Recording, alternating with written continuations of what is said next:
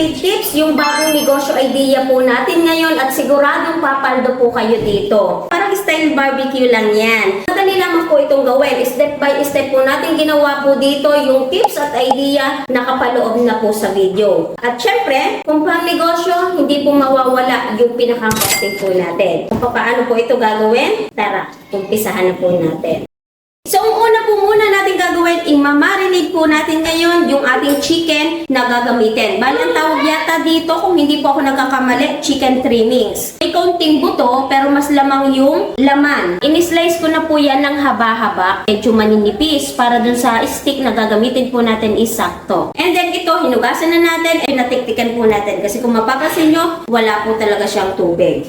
Maglalagay tayo dito ng isang buo ng bawang, gayatin lamang po ng pino, mas better. Kung walang garlic na ganito, so pwedeng powder yung gamitin po natin, kung anong available. Sa pampalasa po natin, maglalagay tayo ng paminta, magic sarap. So dito kahit anong pampalasa pwede natin gamitin, pwede rin po ang chicken powder, mas better din, di ba? Kasi chicken. And then iodized salt, paprika. Maglalagay po tayo dyan ng calamansi. So dito, mas marami, mas masarap. Ito hugas na din po ha. Yung balat, pwede pong isama natin sa marinade. Ang hindi lamang po natin isasama ay yung buto.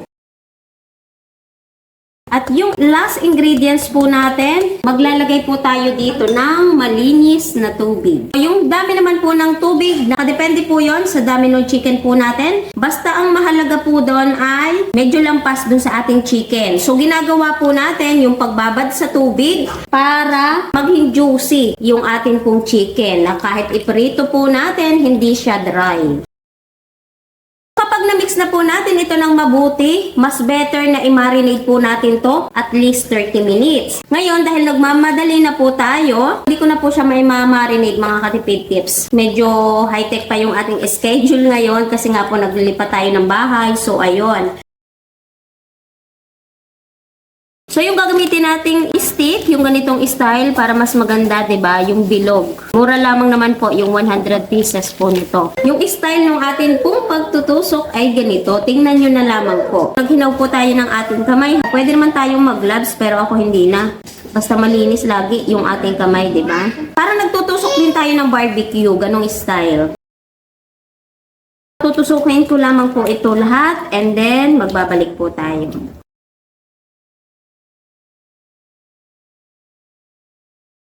Dahil natusok na natin lahat, so ganito yung itsura niya mga katipid tips.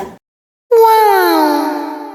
Ngayon, gagawa na po tayo ng pinaka-breading mix po nito. Gagamit tayo ng bread flour, cornstarch, at sa pampalasa natin, gagamit tayo ng paminta, magic sarap. So kahit anong pampalasa po natin dito ha, pwede po. Iodized salt, paprika again, and then, baking soda. So, ito yung magpapakrispy lalo dito po sa ating chicken. Ngayon, i-mix lamang po natin ito ng mabuti. So, kapag na-mix na po natin ang ayos, pwede na po tayong magluto. Bukod po dito, gagamit din po tayo ng malinis na tubig. Nilagay ko lang siya sa ref para malamig. Itong tubig po natin ito ha, wala po itong timpla na kahit ano. Una, itong ating chicken, i-dip lamang po natin dito. Kapag na-edit na po natin, ipagpag. Kapag naipagpag na, ilagay po natin dito sa water. Okay lang po natin yung ibabad kahit mga ilang minuto. Pero at least 5 minutes may ibabad po natin. Kapag galing na dito sa tubig, ngayon i-dip po ulit natin pabalik. Tapos ganituhin lamang po natin hanggang sa dumikit.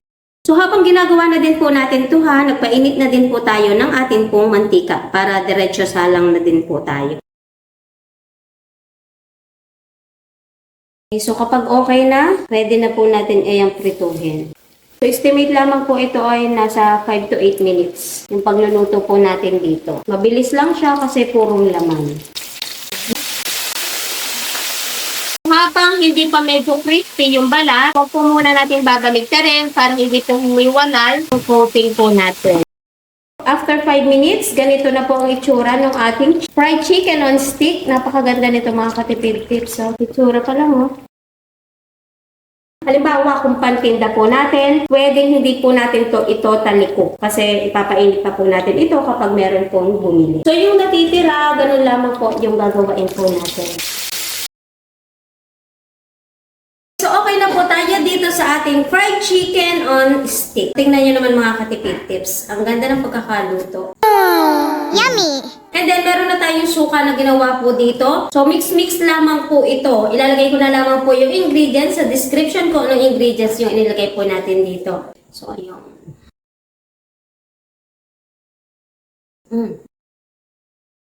So, unang-una, yung chicken po natin is malambot, juicy. So, kaya naging juicy din itong ating chicken kasi mahalaga po doon yung pagmamarinate doon sa tubig, doon sa pagsasawsaw. And then, yung pinakang labas po nito, napaka-crunchy. Ito, medyo kanina pa natin naluto ha kasi nag-costing pa tayo and then nag-picture-picture pa. Napaka-crispy pa rin kahit isinawsaw po natin dito sa ating pong suka. And then, yung pinakang tamis, sakto-sakto po lamang. So, uulitin ko lamang po ulit. Sa mga pampalasa na ilalagay po natin, so nakadepende pa rin po sa atin. Ano yung sa tingin po natin mas masarap, basta mahalaga po doon is yung pinaka-coating po natin, yung procedure po natin, kung paano po natin ito ginawa. So mabenta to mga katipid tips, lalo na kung magiging consistent po tayo. Kasi pwede natin itong gawing street food, isama natin doon sa mga calamares, sa mga balat, ano pa ba? Yung mga fried isaw. So ang kagandahan dito, pwede nang papakin, pwede pang iulam na makakabili po sa atin. So, ganun lamang pong kabilis gawain itong ating fried chicken on stick. So sa magtatanong Ate Tipid Tips, magkano po ang papatakan kada isang stick? So ngayon, mag-costing na po tayo. Okay, so yung costing ha, base po yun sa lugar at saka yung petsa, yung taon, kasi nag-iiba talaga yung presyo. So dito, idea kung magkano po yung pagkakabili ko, yung pagkakagawa ko. Umpisahan po natin yung naglagay tayo ng pampalasa dun sa ating chicken. Isang kilo ng chicken trimmings, 200 pesos. Bawang, 5 pesos. Salt and magic, 3 pesos. Paminta at paprika, 3 pesos. Kalamansi, 8 pesos. Kaya ang total lahat dun sa ating chicken na nilagyan ng palasa ay 219 pesos. Ngayon, ang tosin naman po natin ay yung pinakang coating. Pagsamahin na yung flour at saka cornstarch, 35 pesos. Paprika, asin at saka yung soda, 4 pesos. Magic sarap at saka paminta, 3 pesos. Kaya ang total po ay 42 pesos. Mabilis ang costing sa ating pong suka para hindi lang po ganun kahaba yung video po natin, 30 pesos po ito. Ngayon, pag plusin po natin. At i-plus na din po natin dito yung oil na ginamit po natin, yung pinirito na po natin. So, sabihin na lamang po natin na 40 pesos. Kasi madami pa po natin na dun sa ginamit po natin. So, ito, magagamit pa po natin hanggat hindi nangingitim. So, sa stick po natin na ginamit, 10 pesos. Ngayon, yung labor po natin at yung gas nung niluto po natin, sabihin na po natin na 60 pesos. Kaya, ang total po lahat ay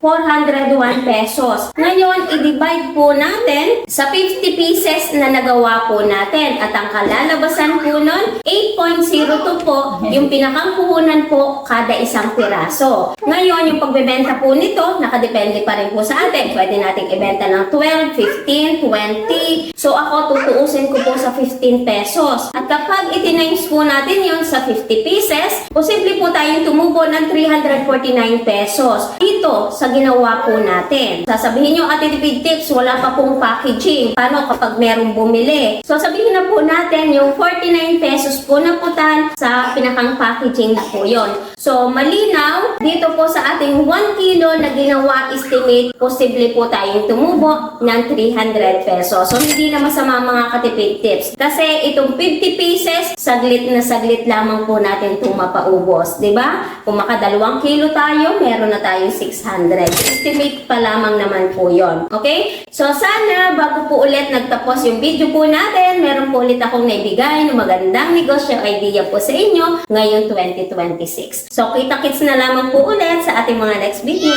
Bye-bye!